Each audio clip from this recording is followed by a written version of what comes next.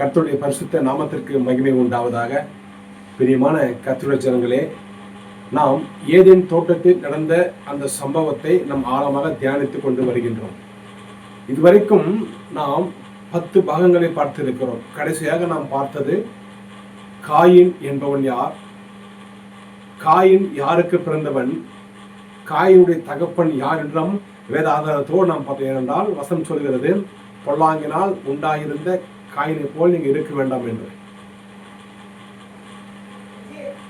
நாம் பார்த்தோம். காயின் அது சர்பத்தின் வித்து. அது சர்பம் என்றால் அது ஊரும் பிராணி அல்ல. அது அதற்கு முன்பதாக அது இருந்த நிலைமை என்னவென்றால் அது காலால் நடக்கின்ற ஒரு மிருகம் என்பதை வேத ஆதாரத்தோடு நாம் பார்த்தோம். சர்பத்திற்கு பாடி டெம்பரேச்சர் வந்து எவ்வளோங்க? 26 டிகிரி சென்டிகிரேட். ஆனால் மனிதனுக்கு 37 டிகிரி சென்டிகிரேட்.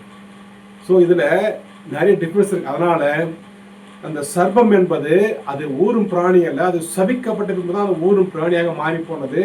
அதுக்கு முன்பதாக அது காலால் நடக்கின்ற ஒரு மிருகம். அதுவும் இல்லாமல் அது பேசுகின்ற ஒரு மிருகம். ஏனென்றால் எந்த மிருகத்திற்கும் பேசும் தன்மை ஆண்டவர் கொடுக்கப்படவில்லை. ஏனென்றால் பேசாத மிருகம் என்று வேதம் சொல்லுகிறது. மிருகங்களுக்கு பேசும் தன்மை ஆண்டவர் உண்டாக்கும் பொழுதே கொடுக்கப்படவில்லை. அப்படி என்றால் அப்படியே இந்த மிருகம் எப்படி பேசினது என்றால் இந்த மிருகத்திற்கு மாத்திரம் பேசும் தன்மை கொடுக்கப்பட்டது. ஏன் இது பேசினாலும் இது நான் மிருகம் என்று ஏன் சொல்கிறது வேதம் என்று சொன்னால், இதற்கு ஆத்மா இல்லை. ஆத்மா இல்லாதனால் அது மிருகம், ஆத்மா இருந்தால் அவன் மனிதன். அதனால் இந்த சர்வமாகிய மிருகம் என்பது சபிக்கப்படுவதற்கு முன்பதாக காலால் நடந்து செல்கின்ற ஒரு மிருகம். கிட்டத்தட்ட அது ஆதாயம் போலவே அது சாயல் இருக்கும்.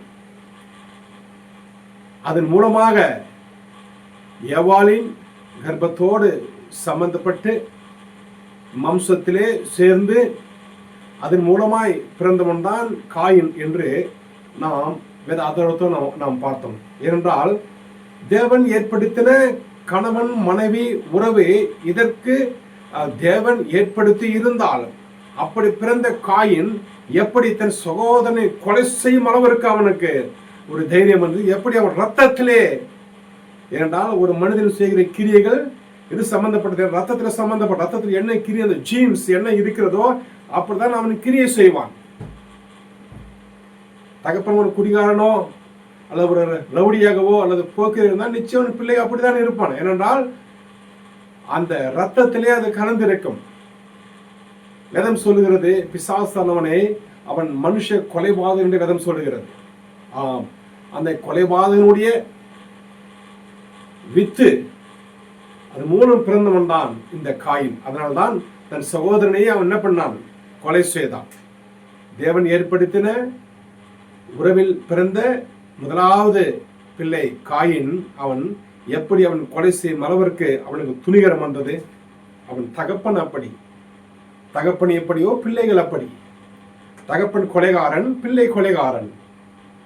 தகப்பன் இச்சையுள்ளவன், பிள்ளை இச்சையுள்ளவன். தகப்பனை போல பிள்ளை என்பதை நாம் வேத ஆதாரத்தோடு நாம் பார்த்தோம். இன்றைக்கு நாம் பார்க்க போவது 11வது பாகம்.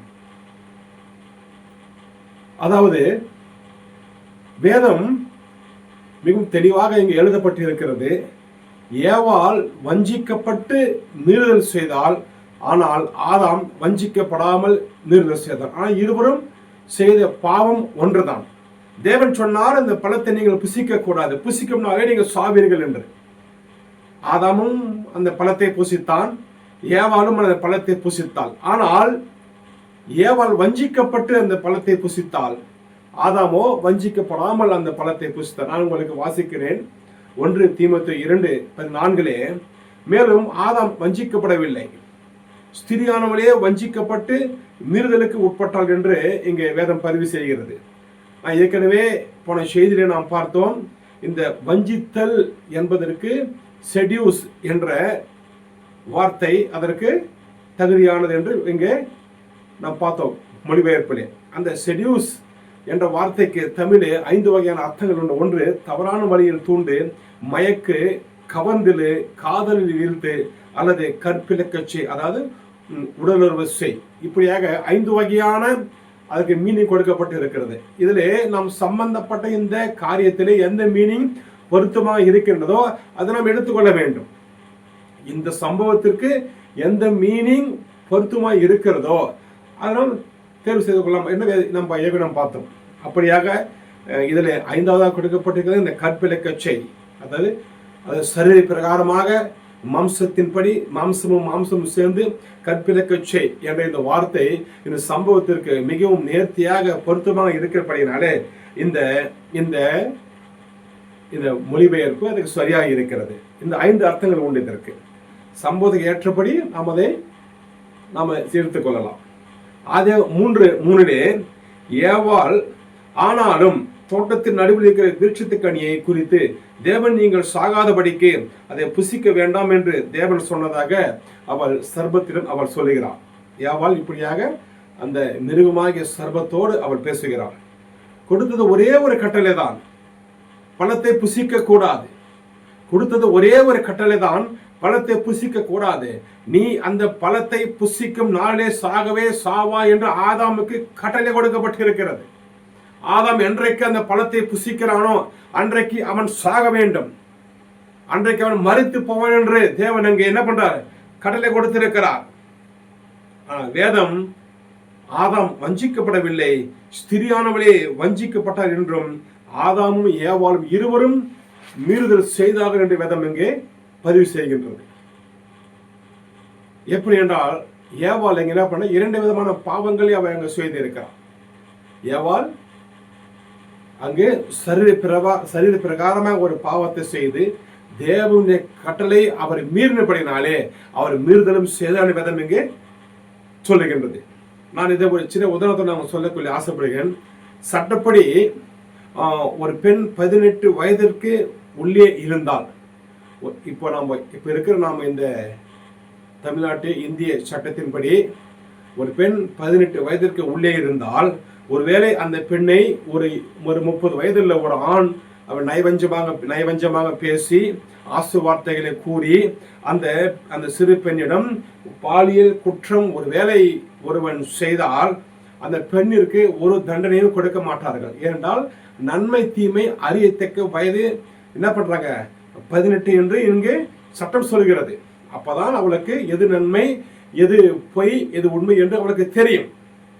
அந்த வயது வராத போதாக ஒருவன் ஏமாற்றி அவளை சரீர பிரகாரமாக அவர் கற்பிலக்கு செய்தால் அந்த ஆணுக்கு தான் என்ன பண்ணுவாங்க, தண்டனை பாயும். உதாரணமாக நம்ம நாட்டின் சட்டத்தின்படி போக்சோ வழக்கு அவன் மீது போடப்படும். அவன் வெளியே வர முடியாது. குறைஞ்சது ஒரு 20-30 ஆண்டுகள் அவன் ஜெயிலில் இருக்க வேண்டும். ஆனால் அந்த பெண்ணுக்கு என்ன, அந்த பெண்ணுக்கு தண்டனை கிடையாது. அந்த பெண்ணுக்கு ஏனென்றால் அவளுக்கு ஒன்றும் அவள் தெரியாதவள், நன்மை தீமை அறியத்தக்க வயதை அவள் அடையாதபடியினாலே அந்த பெண்ணிற்கு அவர் ஏமாற்றப்பட்டு அவள் வஞ்சிக்கப்பட்டு அந்த பாவத்தை அவள் செய்தாலும் அவளுக்கு தண்டனை கிடையாது. அதனால்தான் பெண்ணுக்கு தண்டனை தராமல் ஆணுக்கு மாத்திரம் தண்டனை கொடுக்கப்படுகின்றது. புதிய ஏற்பாட்டின்படி பாவம் என்பது அது சரீர பிரகாரமாக மாத்திரமல்ல, அது மனசும் சம்பந்தப்பட்டதாக இருக்கிறது. அதாவது மத்திய 5:28 எழுதியிருக்கிறபடி நான் உங்களுக்கு சொல்கிறேன், ஒரு ஏசப்பா சொல்றார், நான் உங்களுக்கு சொல்கிறேன், ஒரு ஸ்திரியை இச்சையோடு பார்க்கிற எவனும் தன் இருதயத்திலே அவரோடு விபசாரம் செய்தாயிற்று. புதிய ஏற்பாட்டின்படி இச்சையோடு ஒருவன் எதை பார்த்தாலும், ஒரு பெண்ணை இச்சையோடு பார்த்தால் அவரோடு அவன் விபசாரம் ஆல்ரெடி செய்தாயிற்று. அது பிற்பாடு அவன் சரீரத்தை சேர வேண்டிய அவசியம் இல்லை. அவன் ஒரு விபசாரக்காரன் என்று வேதம் சொல்கிறது. அவரோடு விபசாரம் செய்தாயிற்று. ஒரு ஸ்திரியை அல்லது ஒரு ஸ்திரீ ஒரு ஆணை இச்சையோடு பார்ப்பாரானால் அவள் ஏற்கனவே என்ன பண்ண விபசாரம் செய்து ஆயிற்று என்று மத்திய 5:28 தேவனாய கர்த்தர் இங்கே அவர் சொல்லுகின்றார். ஏவாள் வஞ்சிக்கப்பட்டாள் என்று வேதம் சொல்லுகின்றது.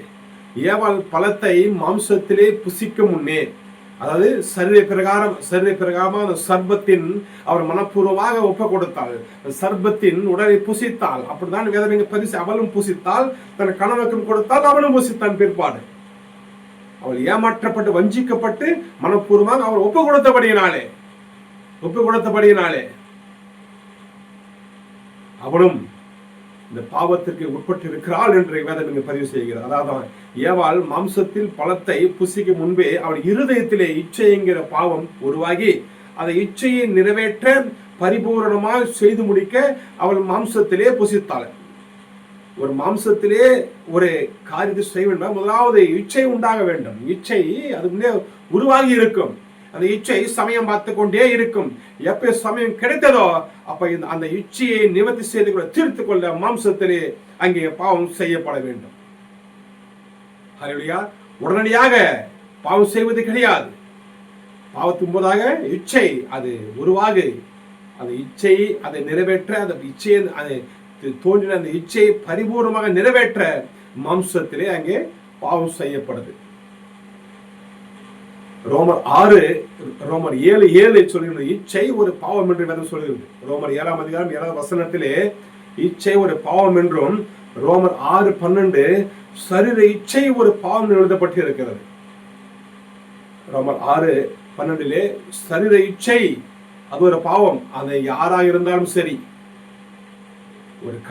ஒரு ஆண் வேறு பெண்ணை இச்சையோடு பார்த்தால் அதுவும் என்னது விபசாரம் தான், அதுவும் இச்சை தான். ஒரு ஆண் வேறு பொண்ணோடு விபசாரம் செய்தால் அதுவும் இச்சை தான், அது பாவம் தான். அது எந்த பெண்ணா இருந்தாலும் சரி, தன் மனைவியா இருந்தாலும் கூட சரி, இச்சை இல்லாமல் யாரும் சேருவது கிடையாது, அதுவும் பாவம் தான். ஏன்னா சங்கீதம் 51:5 சொல்கிறது, என் தாய் என்னை பாவத்தில் கர்ப்பம் தரித்தாள் என்று வேதம் சொல்லுகிறது. ஆம், கர்ப்பம் தரிப்பது பாவத்தில். கர்ப்பம் தரிப்பது பாவத்தில் என்றால் அந்த கர்ப்பம் தரிப்பதற்கு முன்பதாக இச்சை உண்டாக இருக்க வேண்டும். அந்த இச்சையை பரிபூர்ணப்படுத்த மாம்சத்தை புசிக்க வேண்டும். ஆதியாகமம் 3:6 அப்பொழுது ஸ்திரியானவள் அந்த விருட்சம் புசிப்புக்கு நல்லதும் பார்வைக்கு இன்பமும் புத்தியை தெரிவிப்பதற்கு இச்சிக்கப்படத்தக்க விருட்சமாய் இருக்கிறது என்று கண்டு அதன் கனியை பறித்து புசித்து தன் புருஷனுக்கும் கொடுத்தால் அவனும் புசித்தான். வாசிக்கப்பட்ட வேத வசனத்திலே ஏவாள் பழத்தை புசிப்பதற்கு முன்பதாகவே அவள் இச்சைங்கிற பாவத்து அவள் விழுந்திருக்கிறாள். ஆனால் ஆதாம் இச்சையில் விழவில்லை. தனக்கு துணியாய் கொடுத்த ஏவாள் மீது அன்பு வைத்தபடியினாலே, எப்படி ஆபிரகாம் சாராளின் வார்த்தைக்கு செவி கொடுத்து ஆகாரை மறுமணியாட்டியாக அவள் கொடுத்த உடனே என்ன பண்ணாள், அவள் ஏற்றுக்கொண்டாள். கொடுத்த உடனே என்ன பண்ணார், அங்க ஆபிரகாம் ஒரு வார்த்தையும் சொல்லவில்லை. அவர் என்ன பண்ண, ஆகாரை ஏற்றுக்கொண்டார். ஆபிரகாம் ஆகாரை எப்பொழுதாவது அவரை இச்சையாக அவர் பார்த்த வேதம் ஒருபோதும் இங்கே பதிவு செய்யப்படவில்லை, வேதத்தில் எழுதப்படவில்லை. தன் மனைவியின் வார்த்தைக்கு செவி கொடுத்து அவள் ஆகாரோடு ஆபிரகாம் சேருகின்றார். வேதத்திலே எங்கேயும் ஒருத்தர் கூட இப்படியாக ஆபிரகாம் இச்சையோடு ஆகாரை பார்த்த எழுதப்படவில்லை. அவளை சேரும்போது தான் இச்சை உருவாகி பின்பு கர்ப்பம் தரிக்க செய்கிறது. பின்பு இச்சையானது கர்ப்பம் தரித்து பாவத்தை பிறப்பிக்கும். பாவம் பரிபூர்ணமாகும் போது மரணத்தை பிறப்பிக்கும் என்று யாக்கோபு 1:15 சொல்கிறது. யாக்கோபு 1:15 பின்பு இச்சையானது கர்ப்பம் தரித்து பாவத்தை பிறப்பிக்கும். பாவம் பரிபூர்ணமாகும் போது மரணத்தை பிறப்பிக்கும் என்று வேதம் இங்கு சொல்கிறது. மரணம் மனுஷன் என்றால் அவன் மரணத்துக்கு உரியவன். எபிரேயர் 7:8 சொல்கிறது, இங்கே மரிக்கிற மனுஷன் தசமமாக வாங்குறான் என்று. மனுஷன் என்று வந்தாலே அவன் யாருங்க, அவனுக்கு பேர் மரணம். இங்கே மரிக்கிற மனுஷன் தசமமாக வாங்குறான் என்று எபிரேயர் 7:8 எழுதப்பட்டு இருக்கிறது.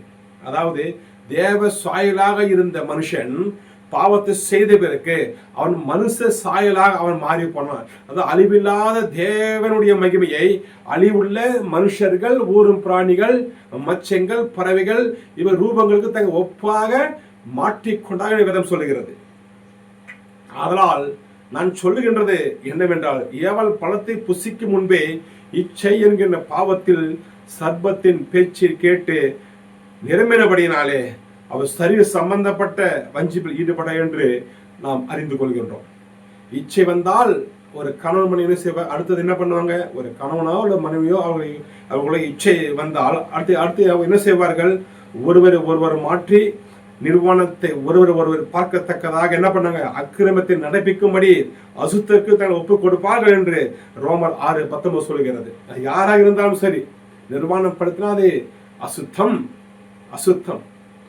ஒரு நிர்வாணத்தை ஒருவர் பார்க்க கூடாது, பார்க்க கூடாது. ஆனா ஒரு கணவனோ மனைவி என்ன பண்ணுவாங்க, இச்சை வந்து அடுத்து என்ன பண்ணுவாங்க, நிறுவனத்தை ஒரு பார்க்கத்தக்க அவலட்சியமான கால அசுத்தத்தை ஒப்பு கொடுத்து பாவத்தை செய்வார்கள். ஏற்கனவே சொன்னது போல ஸ்திரியானவள் சர்பத்தினால் வஞ்சிக்கப்பட்டது போல வசனம் சொல்வது அல்லவா, ஸ்திரியானவள் சர்பத்தினால் வஞ்சிக்கப்பட்டது போல உங்களுடைய மனதும் கிறிஸ்துவை பற்றி உண்மையிலிருந்து ஏமாற்றப்படுமோ என்று பவுல் சொல்கிறார். ஏற்கனவே சொன்னது போலவே ஸ்திரியானவள் சர்பத்தினால் வஞ்சிக்கப்பட்டது போல என்ற வசனத்தை கவனித்தால் இந்த சம்பவத்திற்கு ஏற்றபடி செடியூஸ் என்ற வார்த்தை உள்ள 5 தமிழ் அர்த்தங்களில் கடைசியாக 5வது வார்த்தையாக கற்பிழக்கச் செய் அல்லது உடலுறவு கொள் என்ற அந்த வார்த்தை சரியாக இங்கே பொருந்துகின்றது.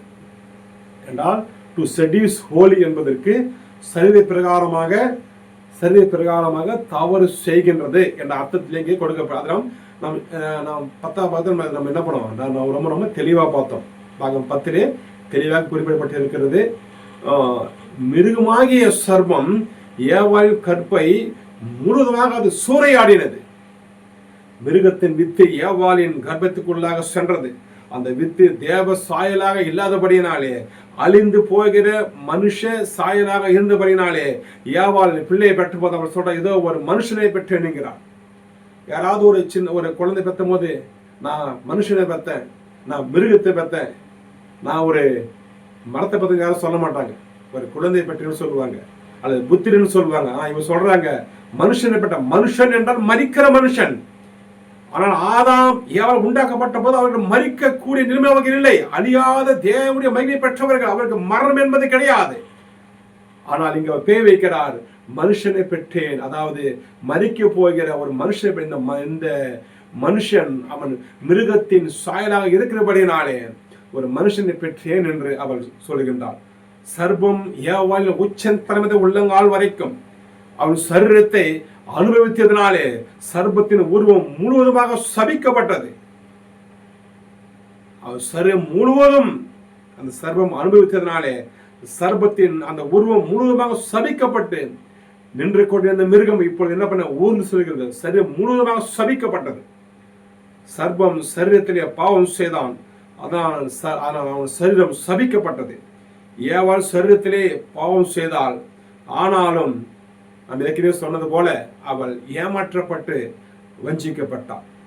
ஆசை வார்த்தைகளை கூறி அந்த ஏற்கனவே நம்ம ரொம்ப தெளிவாக பார்த்துருக்கிறோம். எப்படி ஏவாள் அந்த பழத்தை புசித்தரணும் நம்ம பார்த்துருக்கிறோம். அவள் ஏமாற்றப்பட்டு அவள் இந்த செய்தபடினாலே அவளுக்கு குறைவான தண்டனை. ஏனென்றால் ஏவாள் இந்த பாவத்தை செய்தபோது அவளுக்கும் வயது 33 வயது. அவளுக்கும் கிட்டத்தட்ட 33 வயது. ஒரு சிறிய பெண் அல்ல. அந்த பாவத்துக்கு அவளை உடன்பட்டு செய்து பண்ண, ஆனாலும் அவள் ஏமாற்றப்பட்டு செய்து பண்ணாலே அவருக்கு தண்டனை. அவள் முழு சபிக்கப்படவில்லை, மாறாக கர்ப்பத்தை ஆண்டவர் சபித்தார். நீ பிள்ளை பெறுகின்ற பொழுது நான் உன் வேதனை மிகவும் பெருக பண்ணுவேன். ஒரு பழத்தை சாப்பிட்டதற்கு கர்ப்பத்துக்கும் என்ன சம்பந்தம்? பழத்தை சாப்பிட்ட வாயை சபிக்கவில்லை, அதை மென்னு தின்ற பற்களை சபிக்கவில்லை, சுவைத்த நாவை சபிக்கவில்லை, அந்த டியூபை சபிக்கவில்லை, வயிற்றை சபிக்கவில்லை, கர்ப்பத்தை சபிக்கிறார். அப்படி அந்த பழம் கர்ப்பத்தை உண்டாக்குகின்ற பழமாது, அவர் சாப்பிட்டது கர்ப்பத்தை உண்டாக்குகின்ற பழம் என்று இங்கு வேதம் சொல்லுகிறது. ஹல்லேலூயா. அப்படி தேவன் அங்க தண்டனை சரியா தரலையா, மாற்றி கொடுத்துட்டாரா? பழைய பழப்படி கண்ணுக்கு கண், பல்லுக்கு பல், சூட்டுக்கு சூடு, காயத்துக்கு காடம், தழும்புக்கு தழும்பு. தண்டனை மாற்றி தரக்கூடாது. ஏவாளுங்க பழத்தை சாப்பிட்டதற்கு கர்ப்பத்தையே ஆண்டவர் சபிக்கிறார். நீ பிள்ளை பெறுகின்ற உன் வேதனை மிகவும் பெருக பண்ணுவேன். அதிக வேதனையோடு நீ பிள்ளை பெறுவாய். அவன் உன்னை ஆண்டு கொள்வான். அது வரைக்கும் இருவரும் சமமான ஆண்டு வைத்தார். இருவரும் என்ன பண்ணாங்க? எல்லாவற்றையும் ஆண்டுக்கு அதிகாரம் கொடுத்தார். இந்த பாவத்தை அவர் செய்து பண்ணினாலே உன் புருஷன் உன்னை ஆண்டு கொள்வான். அது சாபம். புருஷன் உன்னை ஆண்டு கொள்வது சாபம். உன் ஆசை அவனை பற்றி இருக்கும். அவனையே என்ன பண்ண நீ நினைச்சு உன் ஆசையெல்லாம் உன் புருஷ மேலேயே இருக்கும். உன் புருஷ மேலேயே இருக்கு. நீ தவறை செய்து பண்ணினாலே அதற்கே தேவன் ஒப்பு கொடுத்தான். நீ என்ன தவறு செய்தாயோ அதற்கே உன் தேவன் அவங்களை என்ன பண்ண ஒப்பு கொடுத்தான். அதாவது வேதம் சொல்லுகிறது, ஆதாம் வஞ்சிக்கப்படவில்லை, ஆதாம் ஏனென்றால் ஆதாம் சர்வத்தோடு அவலட்சணமான காரியத்தை அவன் நடப்பிக்கவில்லை. ஏனென்றால் சர்வம் ஒரு ஆண், சர்வம் ஒரு ஆண், அந்த சர்வமாகி மிருகம் ஒரு ஆண். அதனால்தான் அது ஏபலோடு தவறு செய்தது, ஆதாமோடு தவறு செய்யவில்லை. எப்படி சோதம் குமாராவிலே ஆணோடு ஆண் அவலட்சணத்தை செய்தார்களோ, மற்றும் ரோமர் 1:27 எழுதப்பட்டிருக்கிறபடி ஒருவர் மேல் ஒருவர் விரக்தாபத்தினாலே பொங்கி ஆணோடு ஆண் அவலட்சணமானது நடப்பித்தார்கள் என்று வேதம் பதிவு செய்கிறது. ரோமர் 1:27 நீங்கள் வாசித்து பாருங்கள். ஒருவேளை ஏவாளுக்கு இச்சை வந்திருந்தால், அவள் ஆதாமோடு அவள் சேர்ந்திருந்தால் காரியம் வேறுமாய் இருந்திருக்கும், தண்டனை வேறுமாய் இருந்திருக்கும். ஏனென்றால் ஆணும் பெண்ணும் கூடி சேர்ந்து சந்ததியை உண்டாக்கும் தேவன் எங்கே தேவ சாயலாக உண்டாக்கப்பட்ட ஆதாம ஏவாளுக்கு அந்த நிலைமை எங்கே இல்லை, அந்த நிலைமை எங்கே இல்லை. ஏன்னா பரலோகத்தில் பெண் கொடுப்பதும் இல்லை, பெண் வாங்குவதும் இல்லை. எல்லோரும் எப்படி இருப்பாங்க? தூதர்களை போல இருப்பார்கள். ஏனென்றால் ஆதாம் அவளின் வித்து, அவளின் சொந்த நிலம். ஆதாமும் மனுஷ ஜாதி, ஏவாளும் மனுஷ ஜாதி. ஒருவேளை ஏவாளுக்கு இச்சை வந்து அந்த இச்சையை பரிபூர்ணப்படுத்த மாம்சத்திலே புசிக்க வேண்டும் என்றால் அவள் ஆதாமை புசித்து இருக்க வேண்டும். மாறாக அவள் சர்பத்தை புசித்தாள். ஏமாற்றப்பட்ட புசித்தால் மாறாக அவள் சர்பத்தை புசித்தாள். ஏனென்றால் மிருக மாம்சம் வேற, மனிதனுடைய மாம்சம் வேற, மச்சத்தின் மாம்சம் வேற, பறவைகள் மாம்சம் வேற, ஊரும் பிராண மாம்சம் வேற என்று ஒவ்வொரு மாசமும் வேற வேற வேற என்று 15:39 எழுதப்பட்டு இருக்கிறது.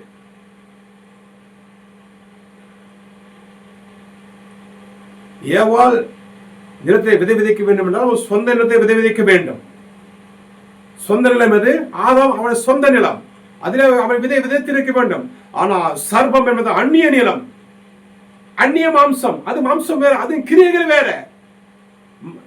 மிருகத்தினுடைய கிரியைகள் வேற, மாம்சத்தின் கிரியைகள் வேற, மனுஷனுடைய கிரியைகள் வேற. மனுஷன் அன்பாய் இருப்பான், யாரையும் கொல்ல மாட்டான், அடிக்க மாட்டான். நான் சொல்றது ஆதியிலே, இப்ப சொல்லல. ஆனா மிருகம் அப்படி அல்ல, மிருகம் அப்படி அல்ல. அதனுடைய கிரியைகள் வேற, எதனால ஜீன்ஸ் வேற, அப்படியே அது உருவாக்கப்பட்டது. நான் வாசிக்க 1:15-39 எல்லா மாம்சமும் ஒரே விதமான மாம்சம் அல்ல. மனுஷனுடைய மாம்சம் வேற, மிருகங்களுடைய மாம்சம் வேற, மச்சங்களுடைய மாம்சம் வேற, பறவைகளுடைய மாம்சம் வேற வேற வேற வேற எழுதப்பட்டு இருக்கிறது. எல்லா மாம்சமும் ஒரே மாம்சம் அல்ல. ஏவாள் மனுஷ மாம்சம், சர்பம் மிருக மாம்சம். வெவ்வேறு நிலங்கள், வெவ்வேறு நிலங்கள், வேறு வேறு கிரியைகள், வேறு வேறு மாம்சங்கள். ஒன்றும் இதை கலக்க கூடாது. லேவியர் 19 சொல்லுகிறது. ஒரு ஜாதியான மிருகம் வேறு ஜாதியோட பொழிய விடாதாயாக, பொழிய விடக்கூடாது. ஒரே ஒரு நிலத்திலே வெவ்வேறு வகை விதைகளை விதைக்காயாக என்று லேவியர் 12:12 சொல்லுகிறது. அதனால் கலப்படம் இருக்கக்கூடாது என்று தேவனாகிய கர்த்தர் இங்கே திட்டம் தெளிவாக வேதத்தில் அவர் சொல்லி இருக்கிறார். மனுஷனுடைய மாம்சம் தேவ சாயலாய் உருவாக்கப்பட்டது. மனிதனின் குணம், அவன் செயல்கள், மனிதனுடைய ஜீன்கள், இன்னும் பல காரணங்கள் உண்டு. ஆனால் மிருகத்தின் மாம்சம் வேறு. ஒரு மிருகம் இன்னொரு மிருகத்தை அடித்து கொண்டு சாப்பிடும். உதாரணமாக ஒரு சிறுத்தை என்ன பண்ண, ஒரு மானை அடித்து கொண்டு சாப்பிடும். சாதாரணமாக ஒரு மனுஷன் யாரையும் அடித்து கொள்ள மாட்டான். சரி, வேலை இந்த கூட்டு வளர்த்த சேர பால் செய்கிறவங்க என்ன பண்ணுவாங்க, அவங்க தான் கொலை செய்வார்கள். அப்போ அவங்க என்ன சொல்றோம், அவன் மிருகம் என்று சொல்கிறோம். அப்படி செய்வாங்க. நம்ம என்ன சொல்றோம், அவனை மிருகம் என்று நம்ம என்ன பண்றோம் சொல்றோம். அநேக நம்ம செய்திகளை என்ன பண்றோம், கேள்விப்படுறோம். ஆனால் மனிதன் அப்படி அல்ல. அவன் யோசிப்பான், அது விளைவுகளை நினைத்து பார்ப்பான். அதனால வரும் தண்டனைகளை அறிந்து அந்த செயலை செய்ய மாட்டான். சில நேரத்திலே இந்த கூட்டு பலாத்காரம், பாலியல் என்ன பண்றாங்க, அவங்க என்ன பண்றாங்க, கொலை செய்யும் அளவிற்கு அவங்க போறாங்க. அதனால்தான் இங்கே வேதத்தில் எங்கே எழுதப்பட்டு இருக்கிறது, இஸ்ரவேல் ஜனங்கள் வேறு எந்த ஜாதியோடும் அவர் களவாடாமல் தனித்து வாசமாய் இருப்பார்கள் என்று என்ன பண்ற ஆண்டவங்க சொல்ற பிள்ளைக்கு மூலமாக உரைக்கிறார். எண்ணாம் 21 அதிகாரத்தில் என்ன பண்றாங்க, 23 வாசித்து பாருங்க. எண்ணாம் 23 எழுதப்பட்ட அவர்கள் தனித்து வாசம் பண்ணுவார்கள், எந்த ஜாதியும் களவாட மாட்டார்கள். என் ஜனங்கள் இஸ்ரவேலர்கள் அவர் தனித்து இருப்பார்கள். ஜாதியோடு என்ன பண்ணாங்க, களவாட மாட்டாங்க. வேதம் பதிவு செய்கிறது. ஏனென்றால் கானான் ஜாதியினர் அசுத்தமானவர்கள். ஆணோடு ஆண், பெண்ணோடு பெண், மிருகத்தோடு ஆண், மிருகத்தோடு பெண் என்று இன்னும் பல முறையற்ற அருவருக்கத்தக்க தீட்டான காரியத்தை அவங்க செய்கிறவர். அதனால்தான் என் ஜனங்கள் என்ன பண்ற, என் ஜனங்கள் தனித்து லேவியராகமம் 18:26 அங்கு சொல்லுகின்றது. அவர்களெல்லாம் அருவருப்பு செய்கிறவர்கள், அருவருப்பானவர் என்று வேதம் பதிவு செய்கிறது. லேவியராகமம் 19:19 பாருங்க, நான் வாசிக்கின்றேன். என் கட்டளைகளை கைக்கொள்வீர்களாக, உன் மிருக ஜீவன்களை வேறு ஜாதியோடு பொழிய விடாயாக, உன் வயலில் வெவ்வேறு வகையான விதைகளை கலந்து விதையாக என்று கர்த்தர் சொல்லுகிறார். ஒரு மிருக ஜீவன்ல நிறைய ஜாதிகள் உண்டு. உதாரணமாக ஒரு ஆடு எடுத்துக்கொண்டால் அது செம்மறி ஆடு, வெள்ளாடு, இன்னும் நிறைய ஆடு இருக்குது. செம்மறி ஆடு வெள்ளாடு கலந்து என்ன பண்ண, நீ பொழிய விடாது இருப்பாயாக. அது தாறுமாறு அருவருப்பு. ஏனென்றால் அதனுடைய மாம்சம் வேற, இதனுடைய மாம்சம் வேற, அதனுடைய கிரியைகள் வேற, இதனுடைய கிரியைகள் வேற.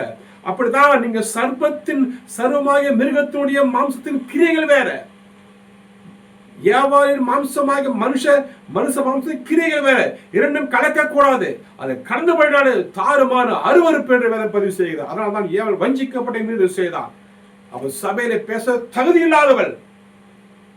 பவுல் என்ன பண்றார், கடிந்து கொள்கிறார். ஆதாம் வஞ்சிக்கப்படவில்லை, ஸ்திரியானவளே வஞ்சிக்கப்பட்டு மீறுதல் செய்தார் என்று வேதம் சொல்லுகிறது. ஏவாளும் புசித்தாள். ஆதாம் தேவன் சொன்னது என்ன, அதை புசிக்க கூடாது, அந்த பழத்தை புசிக்க கூடாது. புசித்தால் நீங்க சாவீர்கள். ஆதாமும் புசித்தால், ஏவாளும் புசித்தால். ஆனால் ஆதாம் மாத்திரம் சபையில பேசலாமா, சபையில போதிக்கலாமா, சபையில என்ன செய்யலாம், ஏவாளை போதிக்க கூடாதா? ரெண்டு பேரும் தான் பழத்தை புசித்தார்கள். ரெண்டு பேரும் ஒரே பாவத்தை செய்தார்கள். முதலில் ஒருவன் கொலை செய்கிறான், பிற்பாடு அவன் மனிதன் கொலை செய்கிறாள். யார் கொலை செய்தவங்க? ரெண்டு பேரும் தான் கொலை செய்தார்கள். ரெண்டு பேருக்கு தான் தண்டனை உண்டு. ஆனால் மனைவி மாத்திரம் அதிகப்படாம எடுத்துக்கொள்வோமா?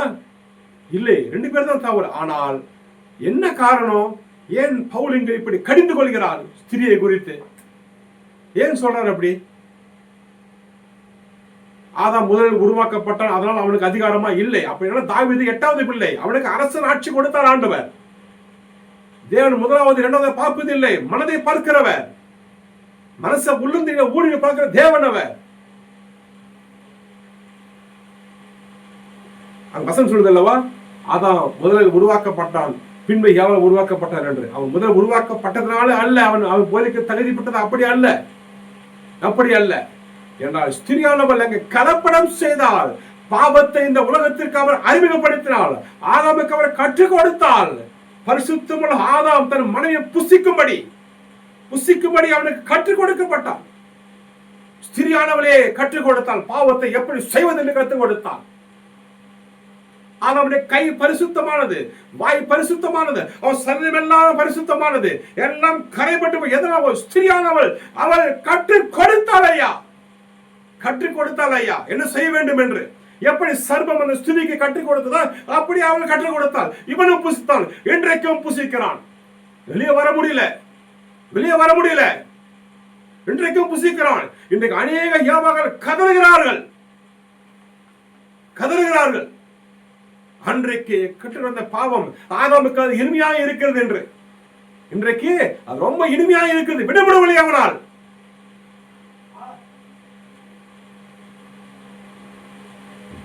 ஹல்லேலூயா. ஏனென்றால் ஸ்திரியானவள் வேறு ஜாதியோடு அவள் புசித்தபடியினாலே அவள் தாறுமாறு செய்தாள், அருவருப்பை செய்தாள், அயோக்கியத்தை செய்தாள் என்று வேதம் பதிவு செய்கிறது. ஏனென்றால் ஒவ்வொரு ஜாதியின் மாம்சம் வேற, ஒவ்வொரு ஜாதியின் மாம்சத்தின் கிரியைகள் வேற. அதனால் கலக்க வேண்டாம் என்று வேதத்தில் எழுதப்பட்டு இருக்கிறது. கானான் ஜாதியோடு கலவாதே, மிருகத்தோடு புணர்ச்சி செய்யாதே, வெவ்வேறு விதைகளை விதைக்காதே என்று கர்த்தர் உரைக்கின்றார். அதனால் தான் ஸ்திரியானவள் வேறு ஜாதியான மிருகத்தோடு பாவம் செய்தபடினாலே ஸ்திரியானவள் சபையிலே பேச தகுதி இல்லாதவள். அவள் சபை கூடி வந்திருக்கும் நேரத்திலே யாரிடமும் வேதத்தை குறித்தோ அல்லது வேறு எந்த ஒரு காரியத்தை குறித்தோ சபையில யாருடாவது பேசினால் அது அயோக்கியமாய் இருக்கும் என்று 1 கொரிந்தியர் 14:35 எழுதப்பட்டிருக்கிறது. ஏவாள் வேறு ஜாதியோடு மிருகத்துடன் பாவம் செய்தாள். அவள் மிருகத்துடன் செய்த அந்த பாவத்தை ஆதாமை செய்ய சொன்னால் ஆதாமும் அதே பாவத்தை தான் செய்தான். அவனும் பழத்தை புசித்தான், இவனும் பழத்தை புசித்தான். ஆனால் ஆதாம் வேறு ஜாதியுடன் பாவம் செய்யவில்லை. ஆதாமும் மனுஷ ஜாதி, ஏவாளும் மனுஷ ஜாதி, மனுஷன் பிளஸ் மனுஷி. ஆனால் 2 பேரும் மாம்சமும் வேறு வேறு அல்ல. ஆனால் அதனால் தான் ஆதாம் வஞ்சிக்கப்படவில்லை, அவன் மீறுதல் செய்தான் என்று வேதம் சொல்கிறது. அவன் வஞ்சிக்கப்படலை, அவன் மீறுதல் செய்தான். ஆனால் ஸ்திரியானவள் வஞ்சிக்கப்பட்டு மீறுதல் செய்தால், வஞ்சிக்கப்பட்டு மீறுதல் செய்தால் என்று வேதம் இங்கே பதிவு செய்கிறது. பிரியமான கர்த்தருடைய ஜனங்களே, இந்த செய்திகளே சில வார்த்தைகள் நம்ம என்ன பண்ணோம், கொஞ்சம் என்ன பண்ணோம், கொஞ்சம் கடினமாக தான் இருக்கும். சில வார்த்தைகள் நேரடியாக சொல்ல வேண்டிய நிலைமை இருக்கிறது. அப்போதான் புரியும். இதில் மூடி மறைத்து கொண்டு காய்மறையாக ஊமையாக பேசினால் இந்த விஷயங்கள் எல்லாம் புரியாது. சில விஷயங்களை நேரடியாக நாம் சொல்லித்தான் ஆக வேண்டும். ஏன்னா அப்படிதான் சொல்ல வேண்டிய கருத்தை நாம் நேர்த்தியாக சொல்லி முடிக்க முடியும். ஏன்னா வேதம் அப்படிதான் எழுதப்பட்டிருக்க. சில நேரத்திலே 58ஆம் அதிகாரத்திலே ஒரு எபிரேயன் தன் மனைவியோடு சேரும் பொழுது தன் வித்தை அவன் என்ன பண்ண தரையில விலைப்பட்டு கெடுத்தான் எழுதப்பட்டிருக்கிறது. சில அந்த வேர்ட்ஸ்ல ஹார்டா தான் இருக்கும். ஏன்னால் அந்த சம்பவத்தை நாம் புரிந்து கொள்வதற்கு சில வேர்ட்ஸ் யூஸ் பண்றோம். அது யாரும் தவறாக எடுத்துக்கொள்ள வேண்டாம். ஏன்னா வேதத்தை நாம் புரிந்து கொள்ள வேண்டும். இன்றைக்கு கண்களின் இச்சை, ஜீவனத்தின் பெருமை, மாம்சத்தின் இச்சை, 3 தான் இந்த உலகத்தை ஆட்டிப்படுத்த கொஞ்சம். இது எங்கே உருவானது? ஏதேன் தோட்டத்திலே உருவானது. இதை ஒருவன் மேற்கொண்டால் அவன் தேவ சாயலை அவன் அடைகிறான் என்று எபேசியர் 4:22-24 சொல்கிறது. மெய்யான நீதியிலும் பரிசுத்தத்திலும் இச்சையிலும் இச்சை அவன் வெறுத்தால் அவன் தேவ சாயலை அவன் அடைகிறான் என்று எபேசியர் 4:22-23-24 எழுதப்பட்டு இருக்கிறது. கண்களின் இச்சை, ஜீவனத்தின் பெருமை, மாம்சத்தின் இச்சை, இவைகளை ஒருவன் ஒழித்தால் அவன் கிறிஸ்துவன். வசனம் அப்படிதான் சொல்லுது. கிறிஸ்துவ தன் மாம்சத்தையும் அதன் ஆசையையும் சிலுவையிலே அறைந்திருக்கிறார்கள். அவர்கள் தான் கிறிஸ்துவ வேதம் சொல்கிறது. தன் மாம்சத்தையும் அதன் ஆசை இச்சைகளும் சிலுவையில் அறைந்திருக்கிறார்கள். ஹல்லேலூயா. இது 11வது பாகம். இன்றைக்கு நாம் அறிந்து கொண்டிருப்பது, ஆதாமும் அதே பாவத்தை செய்தான், ஏவாளும் அதே பாவத்தை செய்தான். ஆனால் ஆதாம் அவன் வஞ்சிக்கப்படாமல் அவன் மீறுதல் செய்தான். ஸ்திரியானவளே வஞ்சிக்கப்பட்டு மீறுதல் செய்தால். 2 பேர் செய்த பாவம் ஒண்ணுதான், சேம். 2 பேரும் என்ன பண்ணாங்க? ஒரே பாவத்தை தான் செய்யறாங்க. ஆனா ஸ்திரியானவளுக்கு இங்க என்ன பண்ணாங்க? அதிகப்படியான அவமரியாதை. பவுல் சொல்றா பார்த்தீங்களா? அயோக்கியம் அவள் செய்தார், அயோக்கியத்தை அவள் செய்தார். ஏன்னா அவர் வேறு ஜாதியோட புசித்தபடியினாலே அது அயோக்கியம், தாறுமாறு, அருவருப்பு என்று லேவியராம் 18 வாசித்து பாருங்க. எல்லாம் உங்களுக்கு விளக்கமாக அங்க போட்டு இருக்கும். ஹல்லேலூயா. இது 11வது பாகம். அடுத்த பாகத்திலே பலுகி பெருகுவது என்றால் என்ன? எப்படி பலுகி பெருகுவது? ஏதேன் தோட்டத்திலே ஆண்டவர் ஆதாமை கட்டளை கொடுத்தார், நீங்கள் பலுகி பெருகுவர் என்று. அதே கட்டளை என்ன பண்ற? அவர் நோவாக்கு தருகிறார், நீங்க பலுகி பெருக வேண்டும் என்று. இந்த இரண்டிற்கும் உள்ள கட்டளை என்ன, அது வித்தியாசம் என்ன, பலுகி பெறுதல் என்றால் என்ன என்பதை நாம் அடுத்த செய்தியில பார்ப்போம். கர்த்தர் உங்களை ஆசீர்வதிப்பாராக. இந்த செய்தியை கேட்ட உங்கள் யாவரையும் கர்த்தர் ஆசீர்வதிக்க வேண்டும்படியாக நான் ஜெபிக்கிறேன். இதில் உள்ள கருத்துக்களை தியானம் பண்ணுங்க, வேதத்தை வாசிங்க, உண்மையான சத்தியத்தை அறிந்து கொள்ளுங்க. சத்தியம் உங்களை விடுதலையாக்கும். இயேசு கிறிஸ்துவின் நாமத்தில் பிதாவே, ஆமேன், ஆமேன்.